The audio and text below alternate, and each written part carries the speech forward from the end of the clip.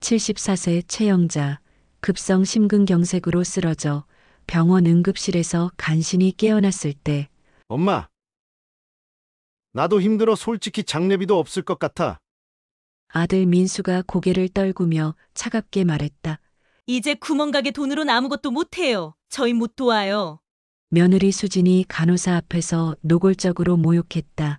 평생 자식을 위해 희생한 어머니의 가슴이 다시 한번 쪼그라들었다. 내 자식이 날 버리고 돈만 보는구나. 영자는 혼자 남은 병실에서 절망의 눈물을 흘렸다. 민수와 수진 부부는 왜 이러는 걸까요? 먹고 사는 문제가 중요하긴 하지만 어머니를 부담으로만 생각하고 하는 행동들이 결과적으로 어떻게 다가오는지 끝까지 지켜봐 주세요. 우리들의 어머니들은 절대 실망시키지 않습니다. 구독, 좋아요, 알림 설정은 무료입니다. 꼭 눌러주세요. 사연 시작합니다. 수원 뒷골목 끝자락에 자리한 작은 구멍가게에서 최영자는 오늘도 변함없는 하루를 시작했습니다. 74세의 나이에도 새벽 5시면 어김없이 일어나 가게 문을 열고 동네 아이들이 등교하기 전 간식거리를 정가락에 진열해 두었습니다. 할머니, 오늘도 일찍 나왔네요. 등교길 아이들이 반갑게 인사하면 영자는 주머니에서 사탕 하나씩을 꺼내 건네주곤 했습니다. 비록 몇백 원짜리 사탕이지만 아이들의 환한 웃음을 보면 마음이 따뜻해졌습니다. 때로는 용돈이 부족한 아이에게 과자 하나 더 챙겨주는 것도 영자만의 소소한 즐거움이었습니다. 할머니 덕분에 오늘 하루도 든든해요. 아이들의 밝은 목소리가 가게 안에 울려 퍼질 때면 영자는 평생 이 작은 가게를 지켜온 보람을 느꼈습니다. 남편이 세상을 떠난 후 혼자 꾸려온 지 벌써 10년. 그동안 이 골목의 크고 작은 일들을 모두 지켜봐 왔습니다. 동네 할머니들의 수다 장소이기도 하고 아이들의 놀이터 같은 공간이기도 했습니다. 하지만 집으로 발걸음을 돌리는 순간 영자의 표정은 어두워졌습니다. 50세인 아들 민수와 47세인 며느리 수진이 거실에서 큰 소리로 말다툼을 벌이고 있었습니다. 당신 어머니 그 구멍가게로 언제까지 버틸 거야? 하루 매출이 얼마나 된다고. 며느리 수진의 날카로운 목소리가 현관문을 여는 영자의 귓가에 꽂혔습니다. 엄마도 나이가 있으신데 계속 그렇게 고생시킬 수는 없잖아. 아들 민수의 대답은 겉으로는 어머니를 걱정하는 듯 했지만 영자에게는 다른 의미로 들렸습니다. 사업 실패 후 번번이 어머니 손을 벌리던 아들의 모습이 떠올랐습니다. 어머니, 오셨어요? 수진이 부엌에서 나와 건성으로 인사했습니다. 얼굴에는 짜증이 역력했습니다. 응, 왔다. 저녁 준비는 했니? 아직이요. 바빠서 못했어요. 어머니가 하세요. 74세 노인이 하루 종일 가게 일을 마치고 돌아와서도 저녁 준비를 해야 한다는 며느리의 말에 영자는 아무 말 없이 부엌으로 향했습니다. 손주인 고등학생 지훈이가 방에서 나와 할머니에게 다가왔습니다. 할머니, 오늘 많이 힘드셨죠? 지훈이만큼은 자신을 따뜻하게 대해주는 것이 영자에게는 유일한 위안이었습니다. 괜찮다, 지훈아. 할머니는 일하는 게 좋거든. 저녁 식사 시간 식탁에 둘러앉은 가족들의 대화는 영자에게 상처만 안겨주었습니다. 엄마, 요즘 가게 매출은 어때요? 민수가 물었지만 영자는 그 질문 뒤에 숨은 의도를 알고 있었습니다. 그냥 그렇지. 먹고 살 만큼은 되고 시골 구멍가게로 뭘 하겠어요. 요즘 편의점도 많은데. 수진이 비꼬듯 말했습니다. 영자는 숟가락을 놓고 조용히 말했습니다. 그래도 평생 해온 일이니까 내가 할 수 있는 동안은 계속하고 싶다. 할머니, 저는 할머니 가게 좋아해요. 어릴 때부터 거기서 놀았잖아요. 지훈이가 할머니 편을 들자 수지는 못마땅한 표정을 지었습니다. 식사를 마친 후 영자는 자신의 방으로 들어가 창밖을 바라보며 깊은 한숨을 쉬었습니다. 그래도 내 새끼라고. 평생 고생해도 아들 잘 되길 빌었지. 영자의 마음속 깊은 곳에서는 여전히 아들에 대한 사랑이 남아 있었습니다. 비록 지금은 서로 마음이 멀어졌지만 언젠가는 다시 예전처럼 따뜻한 가족이 될 수 있기를 간절히 바라고 있었습니다. 추석을 며칠 앞둔 어느 날 새벽 영자는 평소와 같이 가게 문을 열려고 일어났습니다. 하지만 침대에서 몸을 일으키는 순간 갑작스럽게 가슴이 조여오며 숨이 막혔습니다.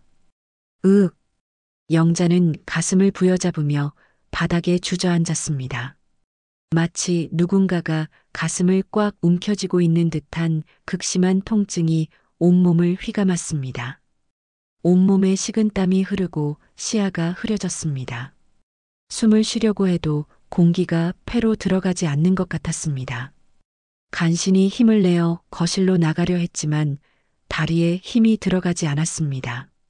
벽을 짚고 한 걸음씩 나아가려 해도 몸이 말을 듣지 않았습니다.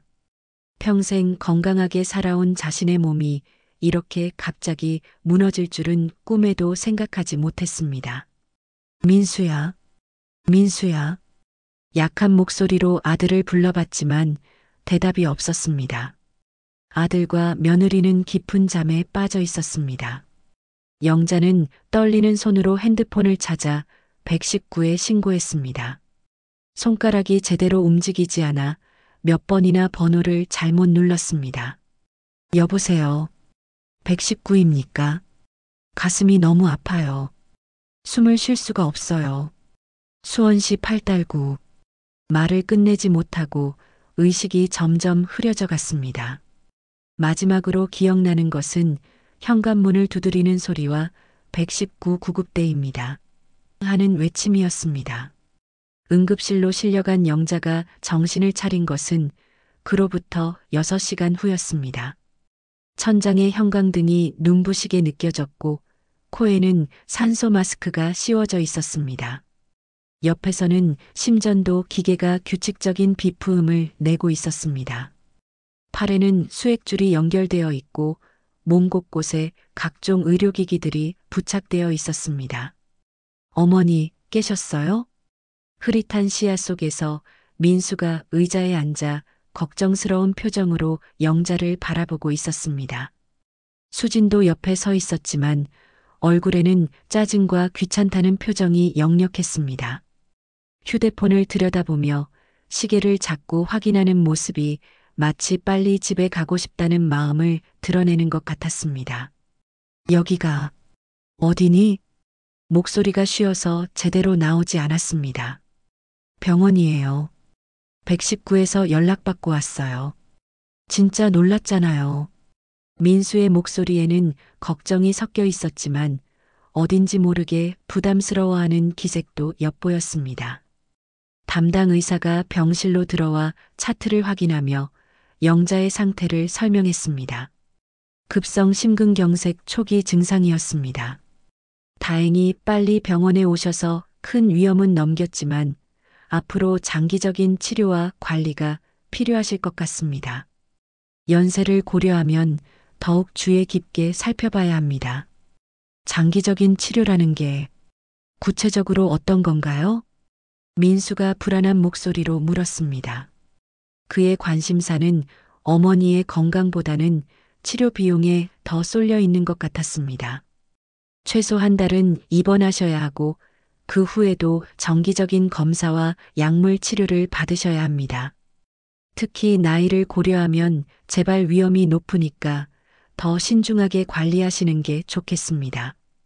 입원비만 해도 한 달에 수백만 원은 나올 것 같고요. 의사의 말에 민수와 수진의 얼굴색이 변했습니다.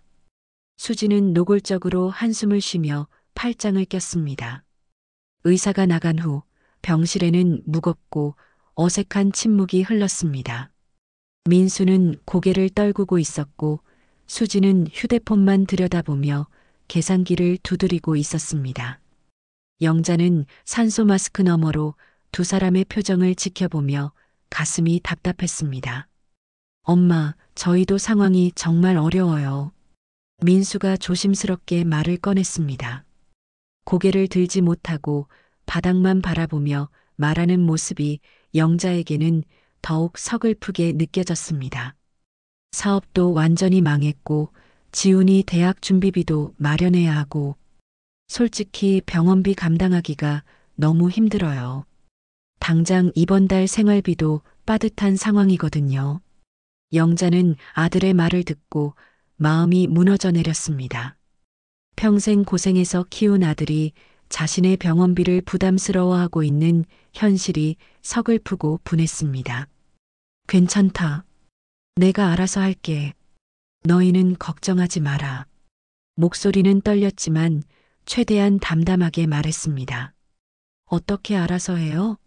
구멍가게 매출로는 한 달 병원비도 못 낼 텐데요. 하루에 몇만 원씩 버는 걸로 뭘 하겠어요? 수진이 차갑고 날선 목소리로 말했습니다. 그 말에는 시어머니에 대한 조롱과 경멸이 담겨 있었습니다. 엄마, 나도 정말 힘들어요. 솔직히 말씀드리면 지금 상황으로는 장례비도 마련하기 어려울 것 같아요. 민수의 말에 영자는 가슴이 철렁 내려앉았습니다. 아직 죽지도 않았는데 벌써 장례비 이야기를 하는 아들의 모습에 큰 충격을 받았습니다. 평생 자식을 위해 희생했던 세월들이 한순간에 무의미해지는 기분이었습니다. 이제 어머니가 스스로 알아서 하셔야죠. 저희는 정말 도와드릴 여력이 없어요. 미안하지만 현실이에요. 간호사가 병실로 들어와 수액 상태를 확인하고 혈압을 재는 동안 수지는 간호사 앞에서 노골적으로 말했습니다. 간호사님, 저희 시어머니 경제 상황이 정말 어려워요. 이제 작은 구멍가게 돈으론 아무것도 못해요.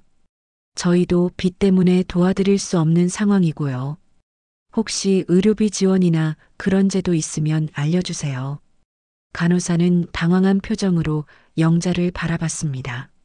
환자 앞에서 이렇게 노골적으로 경제적 어려움을 토로하는 가족을 본 적이 없었기 때문입니다. 영자는 수치심에 얼굴이 빨갛게 달아올랐습니다. 평생 남에게 신세지지 않고 당당하게 살아왔는데 간호사와 다른 환자들이 보는 앞에서 이런 창피한 일을 당하게 되다니. 괜찮습니다.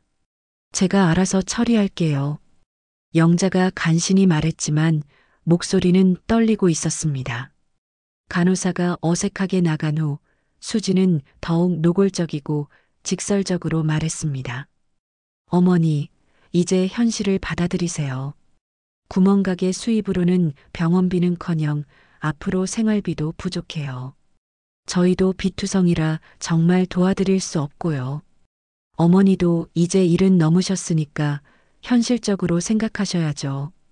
수진아, 그렇게 말하지 마. 민수가 말렸지만 진심이 담기지 않은 건성인 목소리였습니다. 사실이잖아요.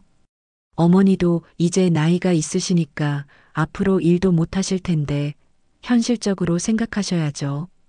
영자는 산소 마스크 너머로 천천히 말했습니다. 알겠다. 내가 알아서 할게. 너희는 걱정하지 마라. 정말요? 그럼 퇴원하시면 요양원이라도 알아보세요. 집에서 모시기엔 저희 형편이 정말 안 되거든요. 수진의 말에 영자의 심장이 다시 쪼그라드는 듯 했습니다. 심전도 기계에서 경고음이 짧게 울렸습니다. 어머니, 괜찮으세요? 민수가 놀라서 영자에게 다가갔지만 영자는 눈을 감고 대답하지 않았습니다. 내 자식이 날 요양원에 보내려고 하는구나. 평생 이들을 위해 살았는데. 병실 밖으로 나간 민수와 수진의 대화가 희미하게 들려왔습니다. 당신 좀 너무 심하게 말한 거 아니야? 현실이잖아. 어머니도 알아야죠. 우리가 언제까지 뒷바라지할 수 있겠어요? 솔직히 말해서 짐이에요. 영자는 혼자 남겨진 병실에서 천장을 바라보며 눈물을 흘렸습니다. 74년을 살아오면서 이렇게 절망적인 외로움을 느껴본 적이 없었습니다. 평생 가족을 위해 희생했던 세월들이 허무하고 무의미하게 느껴졌습니다. 창밖으로는 추석 준비로 분주한 사람들의 모습이 보였습니다. 가족들과 함께 따뜻한 명절을 맞이할 사람들을 보니 더욱 쓸쓸하고 외로웠습니다. 병원에 입원한 지 사흘째 되는 날 오후 영자는 창밖을 바라보며 멍하니 시간을 보내고 있었습니다. 아들과 며느리는 그 이후로 한 번도 병문안을 오지 않았습니다. 오직 지훈이만이 학교가 끝나면 매일 병원에 들러 할머니 옆에 앉아 있어 주었습니다. 할머니, 오늘 기분은 어때요? 지훈이 따뜻한 목소리로 물었습니다. 영자는 손주의 손을 꼭 잡으며 억지로 미소를 지었습니다. 괜찮다, 지훈아. 할머니는 금방 나을 거야. 하지만 영자의 마음은 전혀 괜찮지 않았습니다. 병원비 걱정은 물론이고 퇴원 후에 정말로 요양원에 가야 하는 건 아닌지 하는 불안감이 계속 머릿속을 맴돌았습니다. 그때 병실 문을 똑똑 두드리는 소리가 들렸습니다. 들어오세요. 영자가 대답하자 정중한 노크 소리 뒤로 단정한 양복 차림의 중년 남성이 들어왔습니다. 깔끔하게 정리된 머리와 금태 안경, 그리고 고급스러운 서류 가방을 든 모습이 범상치 않아 보였습니다. 최영자 여사님이시죠? 남자의 정중한 인사에 영자는 고개를 끄덕였습니다. 지훈이 의아한 표정으로 할머니와 낯선 남자를 번갈아 바라봤습니다. 저는 김정민 변호사입니다. 오래전부터 여사님을 알고 지내던 사이죠. 김정민 변호사라는 말에 영자는 깜짝 놀랐습니다. 남편이 살아있을 때 가끔 집에 찾아오던 그 변호사가 맞았습니다. 하지만 남편이 세상을 떠난 후로는 연락이 끊어졌었는데 갑작스럽게 병원까지 찾아온 것이 의외였습니다. 아, 김 변호사님. 어떻게 여기까지? 여사님께서 병원에 입원하셨다는 소식을 듣고 뵙기 위해 왔습니다. 사실 오래전부터 여쭤봐야 할 말씀이 있었는데 계속 미루고 있었거든요. 김정민 변호사는 지훈이를 바라보며 조심스럽게 말했습니다. 혹시 개인적인 이야기를 나눌 수 있을까요? 영자는 지훈이에게 눈짓을 하며 말했습니다. 지훈아, 할머니가 변호사님과 잠깐 이야기할 일이 있으니까 복도에서 기다려줄래? 네, 할머니. 천천히 이야기하세요. 지훈이 나간 후 김정민 변호사는 의자를 가까이 당겨 앉으며 서류 가방에서 두꺼운 파일을 꺼냈습니다. 최 여사님, 남편분께서 돌아가시기 전에 제게 부탁하신 일이 있었습니다. 사실 그때부터 지금까지 계속 관리해드리고 있던 일이 있어서요. 영자는 궁금한 표정으로 변호사를 바라봤습니다. 남편이 돌아가기 전에 변호사에게 무슨 부탁을 했다는 건지 전혀 기억이 나지 않았습니다. 남편분께서는 여사님께서 혼자 되시더라도 경제적으로 어려움을 겪지 않도록 미리 준비를 해두셨습니다. 하지만 아드님께는 절대 알리지 말라고 신신당부하셨죠. 무슨 말씀인지. 영자는 당황스러운 표정으로 변호사를 바라봤습니다. 김정민 변호사는 파일에서 여러 장의 서류를 꺼내며 차근차근 설명하기 시작했습니다. 여사님께서 소유하고 계신 서울 강남구에 위치한 상업용 빌딩 말입니다. 현재 시세로 약 120억 원 정도 되는 건물이죠. 뭐라고요? 120억? 영자는 깜짝 놀라 몸을 일으켜 앉았습니다. 심전도 기계에서 경고음이 울렸지만 영자는 신경 쓰지 않았습니다. 네, 맞습니다. 남편분께서 돌아가시기 몇 년 전에 부동산 투자를 하셨는데 그 건물을 여사님 명의로 등기해 두셨습니다. 아드님께는 전혀 알리지 않고 말이죠. 변호사는 등기부등본과 건물 사진들을 영자에게 보여주었습니다. 강남 한복판에 우뚝 서 있는 12층짜리 상업용 빌딩의 모습이 선명하게 보였습니다. 이게 정말 제 이름으로 되어 있다는 말씀인가요? 그렇습니다. 매월 임대료도 꾸준히 들어오고 있어서 별도 계좌에 적립해두고 있습니다. 지금까지 약 15억 원 정도가 쌓여 있을 겁니다. 영자는 말문이 막혔습니다. 평생 작은 구맹가게를 운영하며 하루하루 근근히 살아왔는데 자신 모르는 사이에 이런 거대한 재산을 소유하고 있었다니 믿기지 않았습니다. 왜 남편이 저한테 말하지 않았을까요? 남편분께서는 여사님의 성격을 잘 아셨던 것 같습니다. 만약 이런 재산이 있다는 걸 아시면 아드님에게 다 주고 싶어 하실 거라고 말씀하시더라고요. 그래서 여사님께서 정말로 어려울 때까지 비밀로 해달라고 부탁하셨습니다.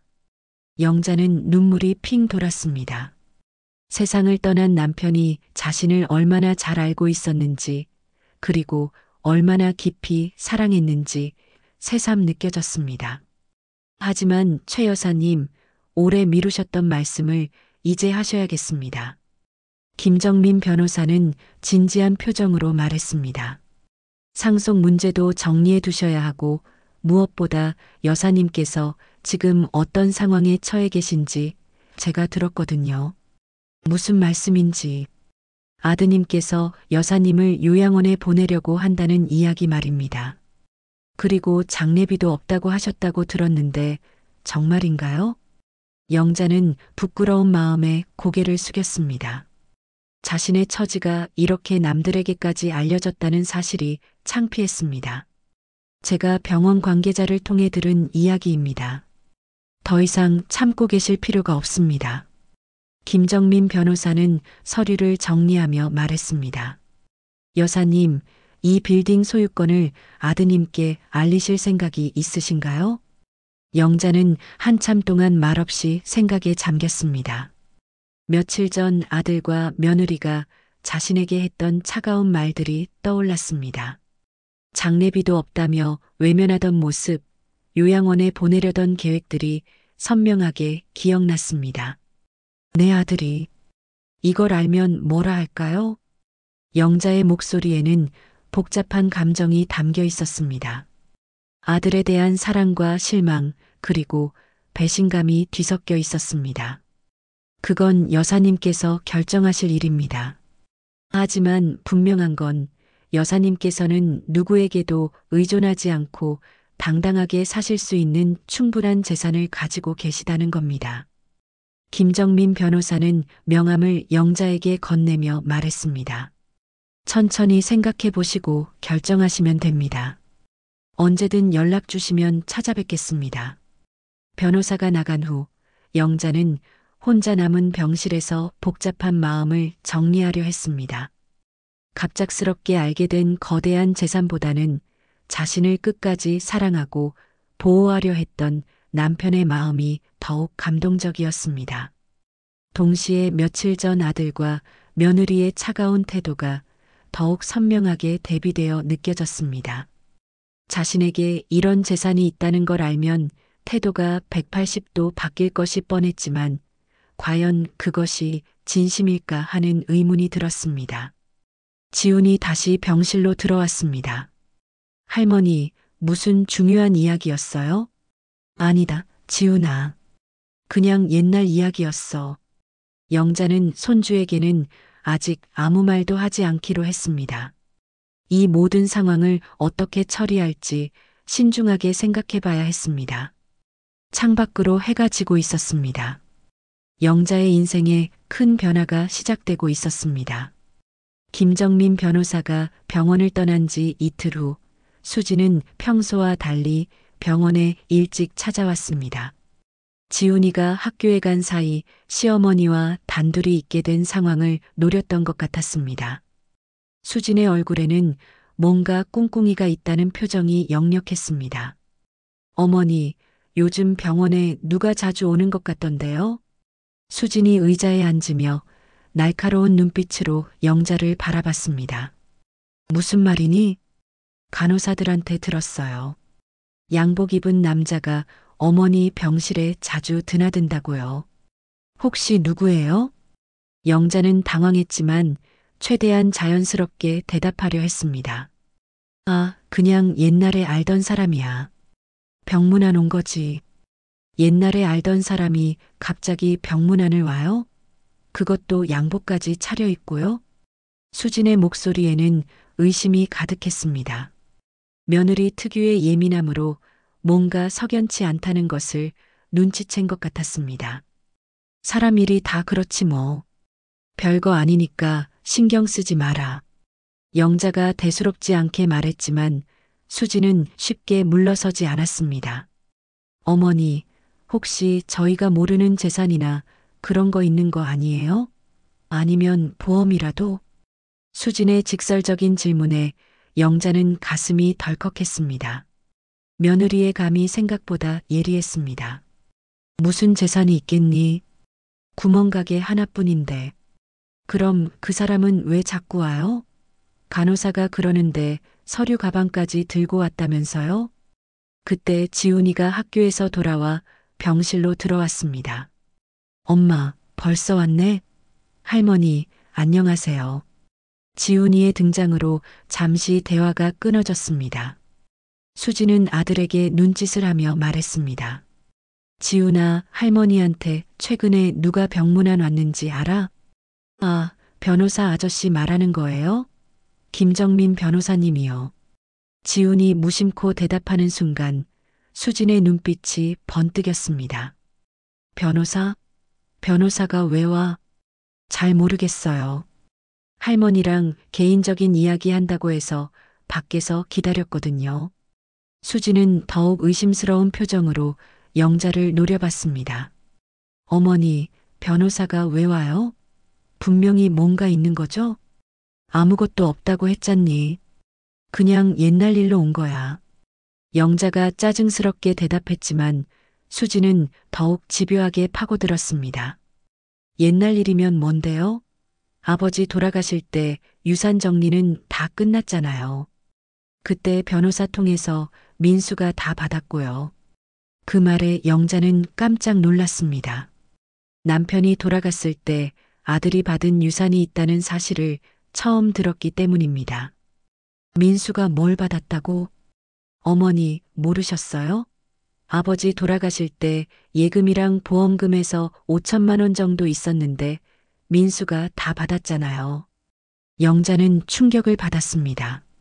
남편이 돌아간 후 경제적으로 어려워서 구멍가게를 더 열심히 해야 했는데 그런 돈이 따로 있었다는 사실을 몰랐습니다. 그 돈을 민수가 다 받았다고? 네, 그때 어머니가 너무 슬퍼하셔서 민수가 알아서 처리한다고 했잖아요. 어머니도 동의하셨고요. 영자는 기억이 흐릿했습니다. 남편을 잃은 슬픔에 빠져 있을 때라 세세한 일들을 제대로 챙기지 못했던 것 같았습니다. 바로 그때 민수가 병실 문을 열고 들어왔습니다. 다들 여기 있네. 무슨 이야기하고 있어?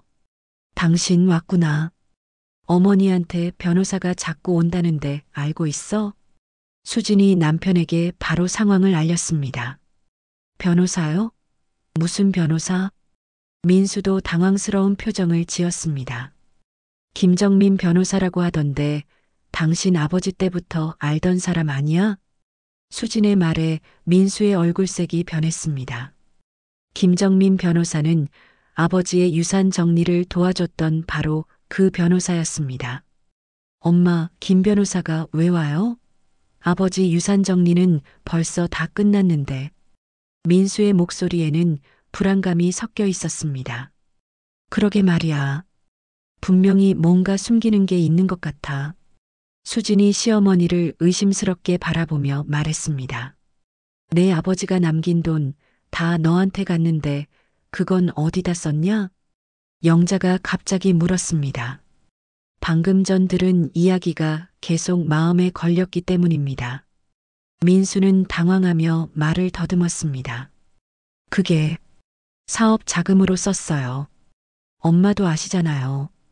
5천만 원을 사업 자금으로 다 썼다고? 네. 그때 사업이 어려워서 어쩔 수 없었어요. 민수는 고개를 숙이고 대답했습니다. 실제로는 도박과 투자 실패로 다 날린 돈이었지만 어머니에게는 차마 말할 수 없었습니다. 당신 엄마한테 숨기는 거 있어? 설마 땅이나 집 같은 거 있는 거 아냐? 수진이 시어머니를 추궁했습니다. 무슨 소리야? 땅이나 집이 어디 있다고. 영자가 부정했지만 수진은 더욱 의심스러워했습니다. 그럼 변호사는 왜 와요? 분명히 법적인 문제가 있으니까 오는 거 아니에요? 민수는 불안한 마음에 어머니를 설득했습니다. 엄마, 혹시 정말 모르는 재산이 있으면 저희한테 말씀해 주세요. 나중에 세금 문제라도 생기면 곤란하잖아요. 그날 저녁 민수와 수지는 집으로 돌아가서 영자의 구멍가게를 뒤져봤습니다. 혹시 숨겨둔 통장이나 서류가 있을지도 모른다는 생각에서였습니다. 여기 장부 좀 봐. 매출이 이것밖에 안 나와? 수진이 가게 장부를 뒤지며 말했습니다. 그러게. 이 돈으로는 정말 생활하기도 빠듯할 텐데. 민수도 은행 통장들을 하나씩 확인해 봤지만 별다른 것을 찾을 수 없었습니다. 예금 잔고도 몇백만 원이 전부였습니다. 이상해. 분명히 뭔가 있는 것 같은데. 수진이 의심스러워하며 집 안 곳곳을 뒤져봤지만 결국 아무것도 발견하지 못했습니다. 이틀 후 지훈이가 병원에서 할머니와 이야기하다가 무심코 말했습니다. 할머니, 그 건물 언제 또 가볼까요? 저 어렸을 때 거기서 놀았던 거 기억나요? 할아버지가 데려가 주셨던 곳 말이에요. 지훈이의 말에 영자는 깜짝 놀랐습니다. 아이가 강남 빌딩을 기억하고 있다는 것이 의외였습니다. 지훈아, 그 건물 기억해? 네, 엄청 높은 건물이었잖아요. 할아버지가 자기 건물이라고 자랑하셨던 거요. 바로 그때 수진이 병실로 들어왔습니다. 지훈이의 말을 듣는 순간 수진의 눈빛이 번뜩였습니다. 지금 뭐라고 했어? 할아버지 건물? 아, 엄마 왔구나. 할아버지가 예전에 저를 큰 건물에 데려가 주셨어요. 어떤 건물? 어디에 있는 건물? 수진의 목소리가 날카로워졌습니다. 강남 어디였는데? 정확히는 모르겠어요. 영자는 급하게 지훈이를 말렸습니다. 지훈아, 그냥 구경 간 거야. 별거 아니니까. 하지만 수진은 이미 확신에 찬 표정이었습니다. 어머니, 이제 다 들켰어요. 분명히 건물이 있는 거죠? 영자는 더 이상 숨길 수 없다는 것을 깨달았습니다. 하지만 아직은 모든 것을 밝힐 때가 아니라는 생각이 들었습니다. 나중에 이야기하자. 영자가 피곤하다며 눈을 감았지만 수진은 이미 핸드폰을 꺼내 민수에게 급히 전화를 걸고 있었습니다. 폭풍전야의 고요함이 병실을 감쌌습니다. 수진의 전화를 받고 급히 병원으로 달려온 민수는 숨을 헐떡이며 병실로 들어왔습니다. 얼굴에는 초조함과 불안이 역력했습니다. 엄마, 정말 강남에 건물이 있어요? 민수가 다짜고짜 물어보자 영자는 한숨을 쉬었습니다. 지훈이 말 들었구나. 엄마, 이럴 수가 있어요? 저희한테 돈 없다고 하면서 건물을 숨기고 계셨다고요? 수진이 화를 내며 소리쳤습니다. 다른 환자들이 있는 병실에서 큰 소리를 내는 것도 아랑곳하지 않았습니다. 아직 확실한 게 아니잖아. 지훈이가 어렸을 때 일인데 기억이 정확할 리가 있겠어? 영자가 애매하게 둘러댔지만 수진은 이미 확신에 차 있었습니다. 어머니, 이제 그만 인정하세요. 분명히 뭔가 있는 거죠? 그래서 변호사가 자꾸 오는 거고요. 그건 정말 별일 아니야. 별일이 아니면 왜 저희한테 말 안 해요? 가족인데 왜 숨겨요? 민수도 어머니를 다그치기 시작했습니다. 엄마, 제가 얼마나 힘든지 아시잖아요. 사업 망해서 빚까지 있는데 어머니가 재산을 숨기고 계시면 어떡해요? 그날 저녁 지훈이가 집으로 돌아간 후 수지는 몰래 다시 병원으로 찾아왔습니다. 면회 시간이 끝난 후라 병실은 조용했고 영자는 혼자 있었습니다. 어머니, 이제 솔직히 말씀하세요. 수진이 병실 문을 닫고 영자 앞에 서서 위협적인 어조로 말했습니다. 숨긴 돈 있죠? 건물 있는 거 맞죠? 수진아, 너무 늦은 시간에 왜 왔니? 면회 시간도 끝났는데. 어머니, 저희를 바보로 아세요? 변호사가 왜 오겠어요? 분명히 재산 관련 일이잖아요. 수지는 의자를 영자 침대 가까이 당겨 앉으며 날카로운 눈빛으로 노려봤습니다. 어머니, 솔직히 말해요. 안 그러면 우리 병원비도 안 내고 나갈 겁니다. 뭐라고? 영자는 며느리의 노골적인 협박에 충격을 받았습니다. 어머니 혼자 병원비 내세요. 저희는 이제 모르겠어요. 어차피 어머니한테 돈 있는 것 같은데 왜 저희가 고생해요? 수진아, 그렇게 말하지 마라. 사실이잖아요. 어머니가 저희 속이고 있으면서 무슨 소리예요? 수진의 목소리는 점점 높아졌습니다. 밤늦은 시간이라 간호사들도 없고 다른 환자들도 모두 잠들어 있어서 아무도 말릴 사람이 없었습니다. 저희가 얼마나 힘든지 아세요? 민수는 사업 망해서 우울증까지 걸렸고 지훈이 대학 등록금도 마련 못하고 있는데 어머니는 재산 숨기고 앉아 계세요? 나도 확실하지 않다고 했잖니. 거짓말 마세요. 지훈이가 분명히 말했잖아요. 할아버지가 자기 건물이라고 했다고요. 바로 그때 병실 문이 열리며 김정민 변호사가 들어왔습니다. 수진의 큰 소리를 듣고 급히 올라온 것 같았습니다. 무슨 일이십니까? 이렇게 늦은 시간에 환자를 괴롭히시면 안 되죠. 당신 누구세요? 왜 자꾸 여기 와요? 수진이 변호사를 향해 화를 냈습니다. 저는 김정민 변호사입니다. 최영자 여사님의 법적 대리인이고요. 법적 대리인? 뭔 일로요? 그건 여사님과 상의해서 결정할 일입니다. 김정민 변호사가 차분하게 대답하자 수지는 더욱 흥분했습니다. 분명히 재산 관련 일이죠? 어머니가 뭘 숨기고 있는 거예요? 바로 그때 민수도 허겁지겁 병실로 들어왔습니다. 수진이 전화로 상황을 알렸던 것 같았습니다.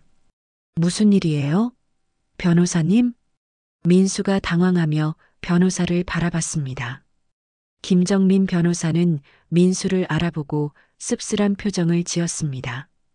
민수 씨, 오랜만이네요. 네. 그런데 어머니 일로 왜? 민수 씨, 지난달에 위조 도장으로 명예 이전 시도하셨죠? 김정민 변호사의 말에 병실이 갑자기 조용해졌습니다. 민수의 얼굴이 하얗게 질렸습니다. 뭐라고요?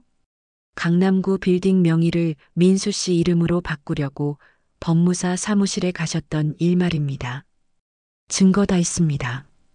영자는 깜짝 놀라 아들을 바라봤습니다. 아들이 자신 몰래 재산을 빼돌리려 했다는 사실에 충격을 받았습니다. 민수야, 그게 정말이니? 엄마, 그게 아니에요. 민수는 당황하며 말을 더듬었습니다. 어머니 도장을 훔쳐서 위조 서류를 만들었죠. 다행히 법무사가 의심해서 확인 전화를 드렸더니 어머니께서 모르는 일이라고 하셨더라고요. 김정민 변호사의 설명에 영자는 그때 일이 기억났습니다. 한 달 전쯤 법무사 사무실에서 전화가 와서 부동산 명의 이전건으로 확인한다고 했는데 자신은 그런 일을 한 적이 없다고 대답했었습니다. 민수야, 내가 그런 짓을? 영자의 목소리는 떨리고 있었습니다. 엄마, 잘못했어요.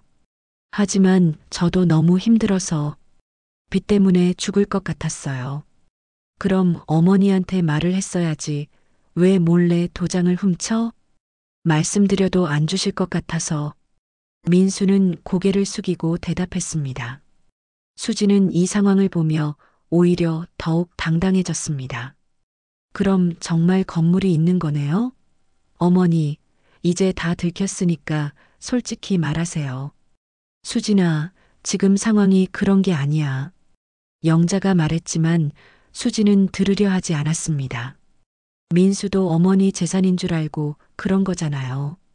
이제 숨길 필요 없어요. 김정민 변호사가 차분하게 말했습니다. 지금 중요한 건 명예 위조 시도 건입니다. 이건 명백한 범죄 행위예요. 변호사님, 제발 고소하지는 마세요. 제가 잘못했어요. 민수가 무릎을 꿇으며 애원했습니다. 영자는 이 모든 상황을 보며 가슴이 무너져 내렸습니다.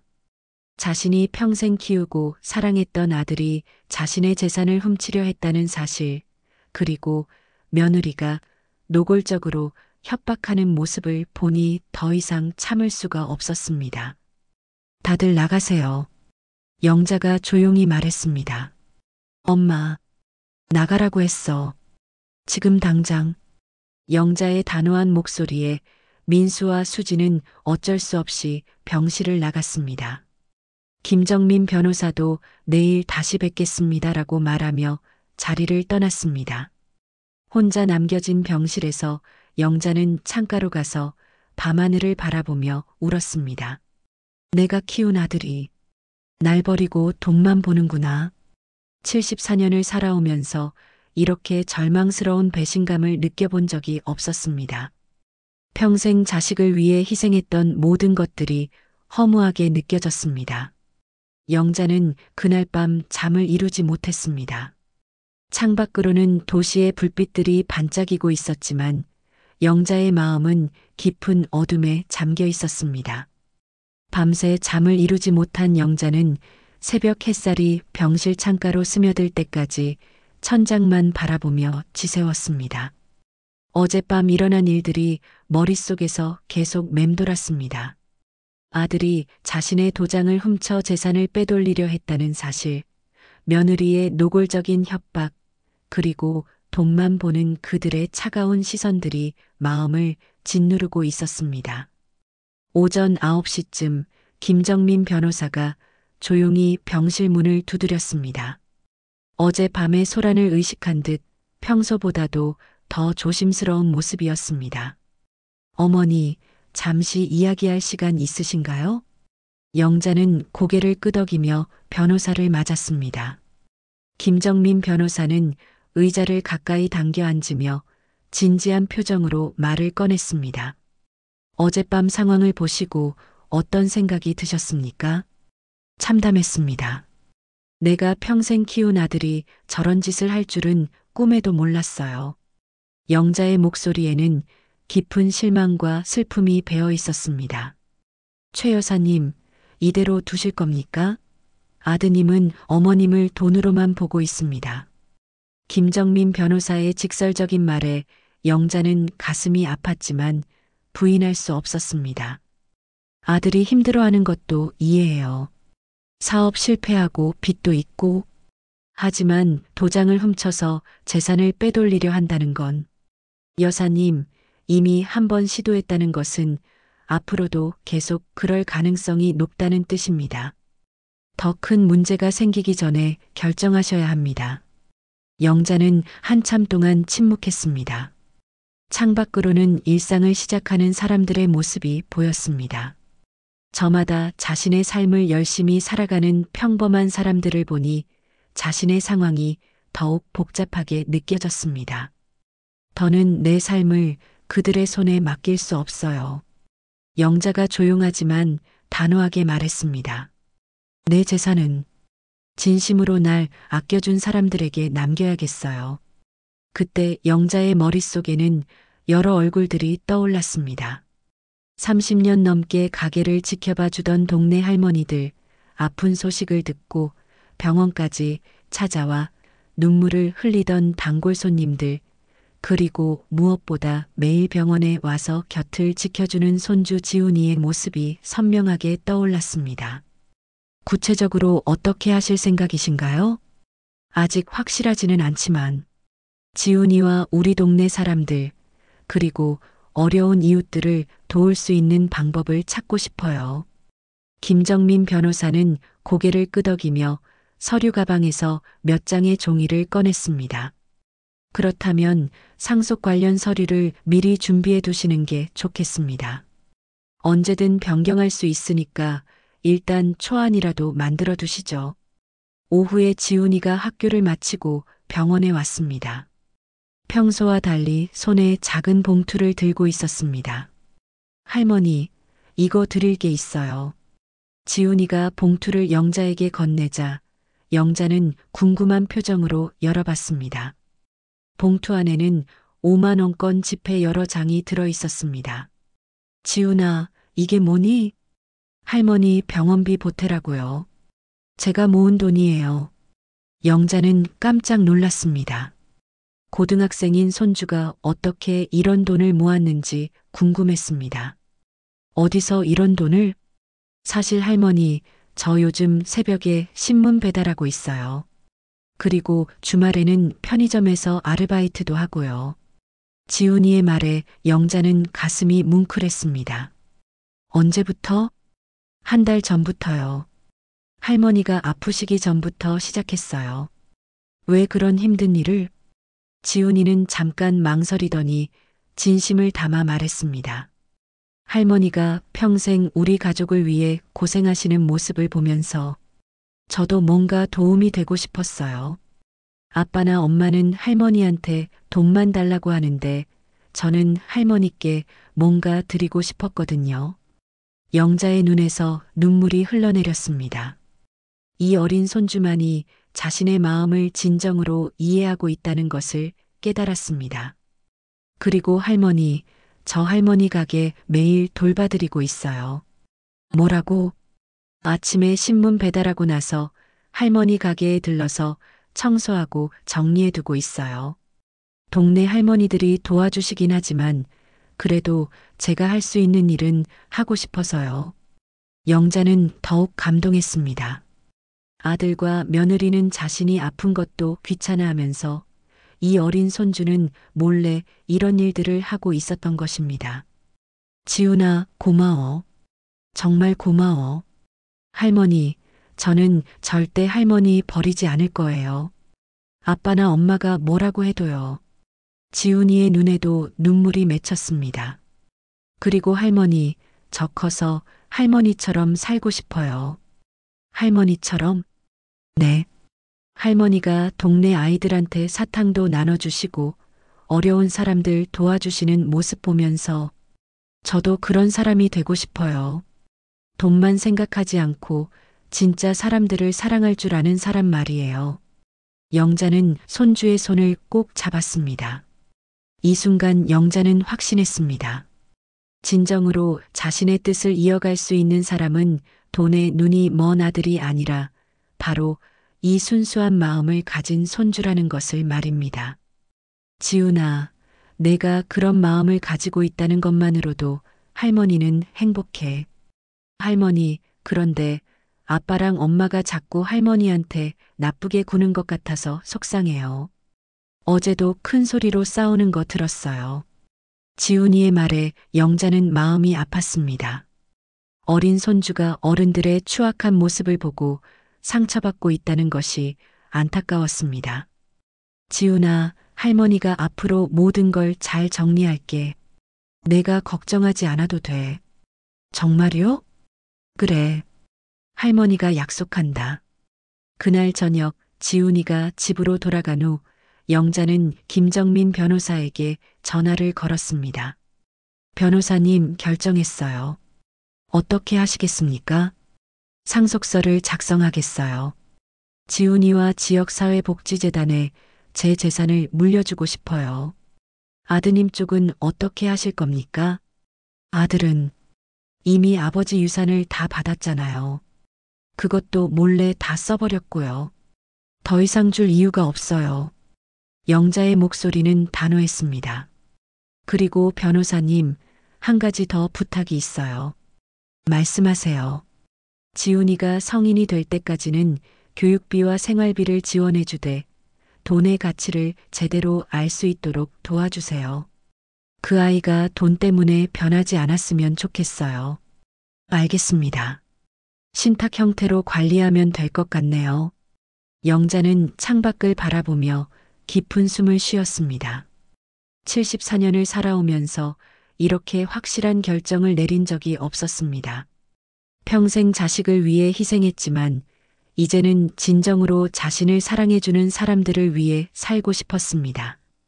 손주 지훈이의 순수한 마음과 헌신적인 행동들을 보면서 영자는 진정한 가족의 의미를 다시 깨달았습니다. 혈연관계보다는 진심 어린 사랑과 배려가 더 소중하다는 것을 말입니다.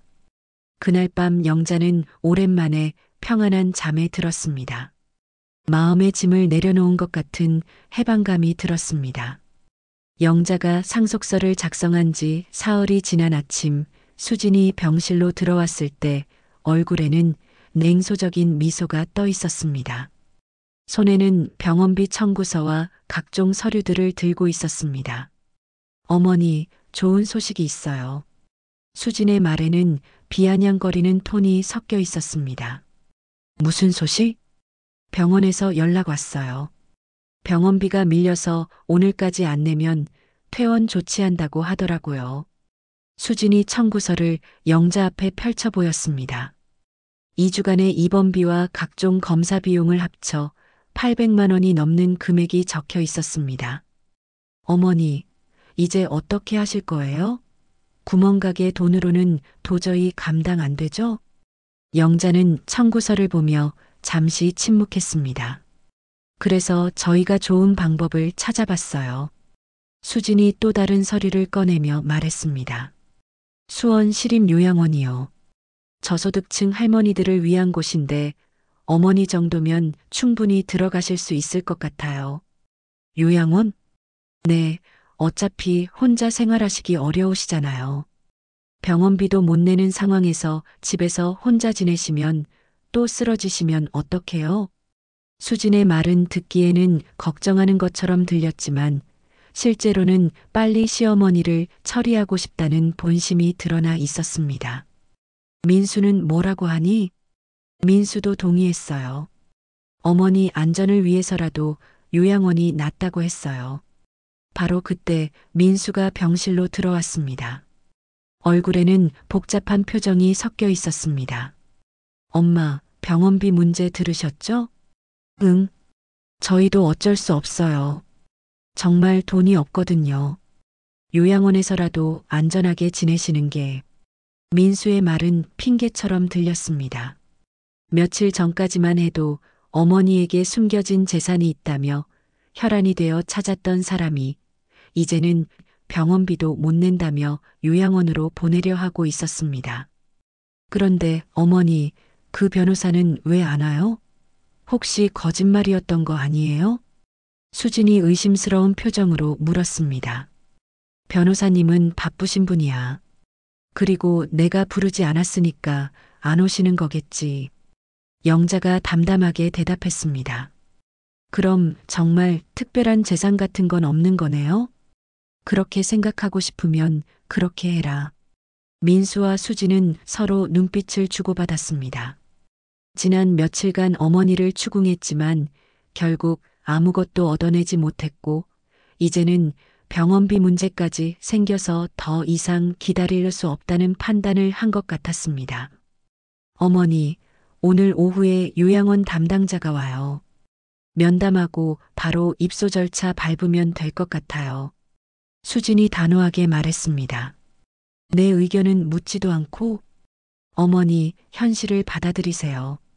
더 이상 혼자 지내실 수 없어요. 바로 그때 병실 문이 열리며 간호사가 들어왔습니다. 환자 보호자분 계신가요? 원무과에서 올라오라고 하시는데요. 병원비 때문인가 봐요. 제가 가서 이야기해 볼게요. 민수가 일어서려는 순간 김정민 변호사가 두꺼운 서류 가방을 들고 병실로 들어왔습니다. 평소보다 정장 차림이 더욱 격식을 갖춘 모습이었습니다. 최영자 여사님, 중요한 서류 처리가 끝났습니다. 김정민 변호사의 등장에 민수와 수진의 얼굴색이 변했습니다. 무슨 서류요? 수진이 경계심을 드러내며 물었습니다. 김정민 변호사는 서류 가방에서 공식 도장이 찍힌 서류 뭉치를 꺼내며 말했습니다. 최영자 여사님께서 소유하신 강남구 빌딩의 상속 절차가 완료되었습니다. 상속 절차요? 민수가 당황하며 되물었습니다. 네, 현재 시세 120억 원 상당의 상업용 빌딩 말입니다. 김정민 변호사가 건물 사진과 등기부등본을 테이블 위에 펼쳐놓자 병실 안이 순간 조용해졌습니다. 뭐라고요? 120억? 수진이 눈을 크게 뜨며 서류를 들여다봤습니다. 어머니, 이게 정말 어머니 이름으로 되어 있는 거예요? 민수도 믿기지 않는다는 표정으로 등기부등본을 확인했습니다. 분명히 최영자 명의로 되어 있었습니다. 그렇습니다. 12층 규모의 상업용 빌딩으로 현재 완전 임대 상태입니다. 월 임대 수익만 1억 2천만 원 정도 됩니다. 김정민 변호사의 설명에 수진은 입을 다물지 못했습니다. 그럼 어머니는 한 달에 1억씩 받고 계신다는 말씀이에요? 그동안 별도 계좌에 적립해 두었습니다. 현재까지 약 18억 원 정도 쌓여 있을 겁니다. 영자는 조용히 아들과 며느리의 반응을 지켜봤습니다. 두 사람의 얼굴에는 충격과 탐욕이 동시에 드러나고 있었습니다. 엄마, 그럼 왜 저희한테 말씀 안 하셨어요? 저희가 얼마나 힘들어했는데. 민수가 다급하게 말했습니다. 며칠 전까지 어머니를 요양원에 보내려 했던 자신의 행동을 부끄러워하는 기색은 전혀 없었습니다. 어머니, 저희가 오해했어요. 죄송해요. 수진도 갑자기 태도를 180도 바꿔 정중하게 말했습니다. 김정민 변호사가 또 다른 서류를 꺼내며 말했습니다. 그런데 한 가지 더 말씀드릴 것이 있습니다. 뭔가요? 상속 관련 서류입니다. 최영자 여사님께서 작성하신 유언장이 있습니다. 변호사가 공증받은 유언장을 펼쳐 보이자 민수와 수진은 긴장한 표정으로 바라봤습니다. 상속 대상자가 명시되어 있습니다. 김정민 변호사가 또박또박 읽어 내려갔습니다. 강남구 빌딩과 관련 자산의 70%는 손자 최지훈에게, 30%는 수원시 사회복지재단에 기부하는 것으로 되어 있습니다. 뭐라고요? 수진이 소리쳤습니다. 그리고 한 가지 더 있습니다. 김정민 변호사가 추가 서류를 꺼냈습니다. 여사님께서 소유하신 경기도 용인시 농지 3만 평, 현재 시세 약 30억 원 상당도 같은 비율로 상속되도록 처리되었습니다. 30억짜리 땅까지요? 민수는 완전히 넋이 나간 상태였습니다. 총 150억 원 상당의 재산이 손자분과 복지재단으로 상속됩니다. 수지는 충격을 받아 의자에 주저앉았습니다. 얼굴이 새파래져서 말을 하지 못했습니다. 엄마, 이게 무슨 일이에요? 저는 아무것도 못 받는다는 말씀이에요? 민수가 떨리는 목소리로 물었습니다. 영자가 처음으로 입을 열었습니다. 민수야, 내가 날 버린 순간 넌 이미 내 아들이 아니다. 영자의 목소리는 차갑고 단호했습니다.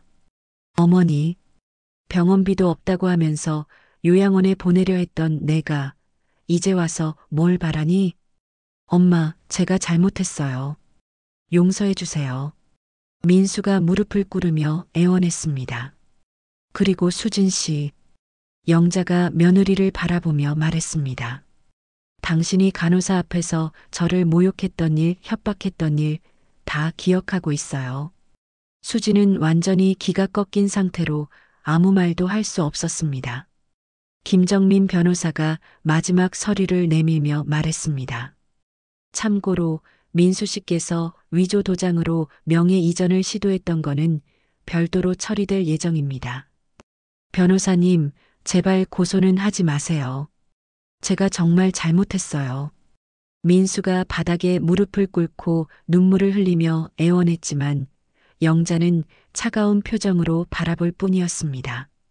수지는 충격으로 인해 말을 잇지 못하다가 갑자기 일어나 병실 밖으로 뛰쳐나갔습니다. 그 모습은 마치 악몽에서 깨어나려는 사람 같았습니다. 병실에는 무릎 꿇은 민수와 차가운 표정의 영자, 그리고 서류를 정리하는 김정민 변호사만 남았습니다. 엄마, 제발 다시 생각해 주세요. 저도 어머니 아들이잖아요. 민수의 애원에 영자는 조용히 대답했습니다. 내가 내 아들이라면 왜 내 도장을 훔쳤니? 내가 내 아들이라면 왜 요양원에 보내려 했니? 민수는 대답할 말이 없었습니다.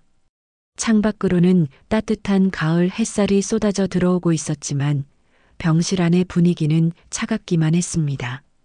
민수가 병실 바닥에 무릎을 꿇고 오열하고 있을 때 학교를 마친 지훈이가 평소처럼 병실 문을 열고 들어왔습니다. 아버지가 바닥에 무릎을 꿇고 울고 있는 모습을 본 지훈이는 깜짝 놀랐습니다. 아빠, 왜 그러세요? 할머니, 무슨 일이에요? 지훈이의 순수한 목소리가 병실의 무거운 분위기를 깨뜨렸습니다. 김정민 변호사는 조용히 자리에서 일어나며 말했습니다. 제가 먼저 자리를 뜨겠습니다. 추가로 논의할 일이 있으시면 언제든 연락 주세요. 변호사가 나간 후 지훈이는 여전히 상황을 이해하지 못한 채 아버지와 할머니를 번갈아 바라봤습니다. 할머니, 아빠가 왜 울어요? 영자는 손주의 손을 부드럽게 잡으며 말했습니다. 지훈아, 할머니가 중요한 결정을 했단다. 무슨 결정이요? 할머니가 가진 재산을 지훈이에게 물려주기로 했어. 지훈이는 고개를 갸우뚱하며 물었습니다. 재산이요? 할머니가 무슨 재산이 있어요? 영자는 미소를 지으며 지훈이에게 차근차근 설명했습니다. 할아버지가 남겨둔 강남의 빌딩, 용인의 땅, 그리고 그동안 모아둔 임대료에 대한 이야기를 들은 지훈이는 믿기지 않는다는 표정을 지었습니다. 정말요? 그럼 할머니는 부자셨던 거예요? 그렇지. 하지만 할머니는 그 돈보다 지훈이 같은 착한 마음이 더 소중하다고 생각해. 민수는 여전히 바닥에 무릎을 꿇은 채 아들을 바라봤습니다. 지훈아, 아빠가 잘못했어. 할머니께 용서를 구해야겠어. 지훈이는 아버지의 모습을 보며 슬픈 표정을 지었습니다. 아빠, 할머니한테 뭘 잘못했어요? 민수는 아들 앞에서 자신의 잘못을 고백하기 부끄러웠지만 더 이상 숨길 수도 없었습니다. 아빠가 할머니를 돈으로만 봤어. 그리고 할머니 몰래 나쁜 짓도 했고. 나쁜 짓이요? 할머니 도장을 훔쳐서 재산을 빼앗으려고 했어. 지훈이의 얼굴이 굳어졌습니다. 평소 존경하던 아버지가 할머니에게 그런 일을 했다는 사실에 충격을 받았습니다. 아빠, 정말이요? 미안해, 지훈아. 아빠가 정말 잘못했어. 지훈이는 잠시 말없이 아버지를 바라보더니 할머니에게 다가가 손을 꼭 잡았습니다. 할머니, 저는 할머니 재산 필요 없어요. 뭐라고? 영자가 놀란 표정으로 손주를 바라봤습니다. 저는 할머니가 건강하게 계시는 게 더 좋아요. 돈은 나중에 제가 벌면 되잖아요. 지훈이의 순수한 말에 영자는 가슴이 뭉클했습니다. 하지만 지훈아, 이 돈은 지훈이가 좋은 일에 쓰라고 할아버지가 남겨주신 거야. 좋은 일이요? 그래. 할머니처럼 어려운 사람들을 도우고 착하게 살아가는데 쓰라고 말이야. 지훈이는 고개를 끄덕이며 말했습니다. 그럼 할머니, 저도 할머니처럼 동네 할머니들 도와드리고 어려운 친구들 도와줄 수 있을까요? 물론이지. 할머니가 지훈이를 믿어. 민수는 아들과 어머니의 대화를 들으며 더욱 참담한 마음이 들었습니다. 자신은 돈만 생각했는데 어린 아들은 이미 할머니의 마음을 완전히 이해하고 있었습니다. 지훈아. 민수가 아들을 부르자 지훈이는 아버지를 바라봤습니다. 하지만 예전처럼 반가운 표정은 아니었습니다. 아빠, 저는 아빠처럼 살고 싶지 않아요. 지훈이의 차갑고 단호한 말에 민수는 가슴이 무너져 내렸습니다. 지훈아, 아빠가 잘못했어. 용서해줘. 아빠는 할머니한테 용서받으셔야 해요. 저한테 말하지 마시고요. 지훈이는 다시 할머니에게 돌아서며 말했습니다. 할머니, 저는 절대 할머니 버리지 않을 거예요. 평생 할머니 곁에 있을 거예요. 영자는 손주의 손을 두 손으로 꼭 잡으며 눈물을 흘렸습니다. 고마워, 지훈아. 할머니가 정말 고마워. 할머니, 우리 이제 가게로 돌아가요. 할머니가 좋아하시는 그 작은 가게에서 다시 살아요. 지훈아, 저도 할머니 도와드릴게요. 제가 신문 배달하고 아르바이트에서 번 돈으로 할머니랑 같이 살 거예요. 영자는 손주의 순수한 마음에 더욱 감동했습니다. 150억이라는 거대한 재산을 물려받게 되었는데도 지훈이는 여전히 할머니와 함께 작은 가게에서 소박하게 살고 싶다고 말하고 있었습니다. 민수는 바닥에서 일어나 아들에게 다가가려 했지만 지훈이는 고개를 돌려 아버지를 외면했습니다. 지훈아, 아빠 말 좀 들어봐. 싫어요. 할머니한테 그런 짓 한 사람이랑은 말하고 싶지 않아요. 민수는 자신이 키운 아들에게까지 외면당하는 현실을 받아들이기 어려웠습니다. 하지만 이미 돌이킬 수 없는 상황이었습니다. 영자는 창밖을 바라보며 깊은 감회에 잠겼습니다. 병실 창으로는 따뜻한 오후 햇살이 쏟아져 들어오고 있었습니다. 가을 하늘은 맑고 높았고 저 멀리 새들이 자유롭게 날아가는 모습이 보였습니다. 지훈아, 할머니가 중요한 이야기를 해줄게. 영자가 손주의 손을 꼭 잡으며 말했습니다. 할아버지가 돌아가시기 전에 할머니에게 편지를 남겨주셨어. 그 편지에서 할아버지는 이렇게 말씀하셨단다. 영자야, 우리 아들은 돈의 가치를 모르지만 손주는 다를 거야. 그 아이에게는 돈이 아니라 사랑을 가르쳐 주렴. 지훈이는 할머니의 말을 조용히 들었습니다. 사실 이 모든 준비는 할아버지가 떠나기 전에 할머니에게 남겨주신 마지막 선물이었어.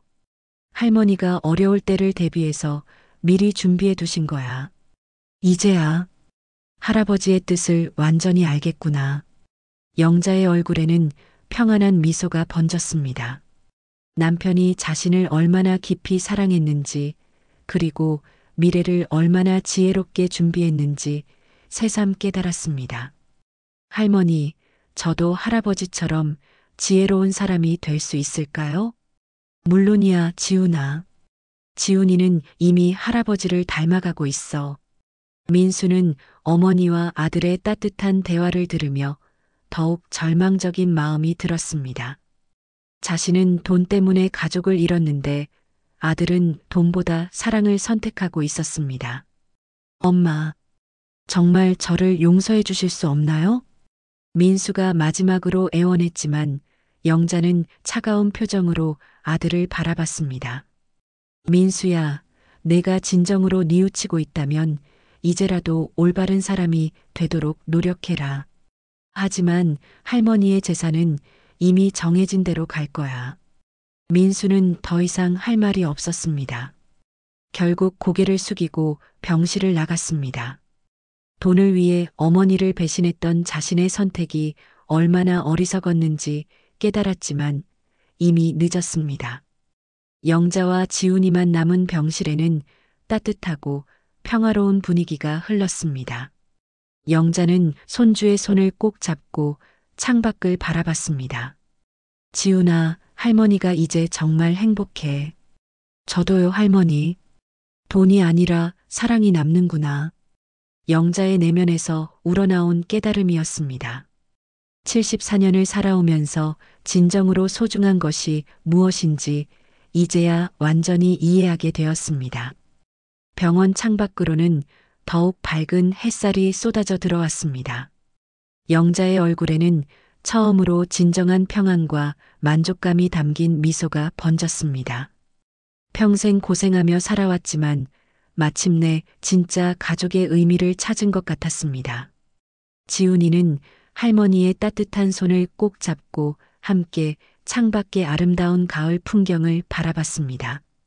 할머니와 손주 두 사람 사이에는 돈으로는 절대 살 수 없는 진정한 사랑이 흐르고 있었습니다. 그렇게 영자의 새로운 인생이 시작되었습니다. 돈보다 소중한 것을 깨달은 할머니와 어른들의 탐욕 대신 순수한 마음을 선택한 손주의 아름다운 동행이 말입니다. 끝까지 시청해 주셔서 감사합니다. 지금까지 이 이야기 어디서 시청하고 계셨나요? 지역 이름이나 어느 장소 댓글로 달아주시면 감사한 마음으로 꼭 반갑게 답글로 인사드리겠습니다. 구독, 좋아요, 알림 설정도 부탁드립니다.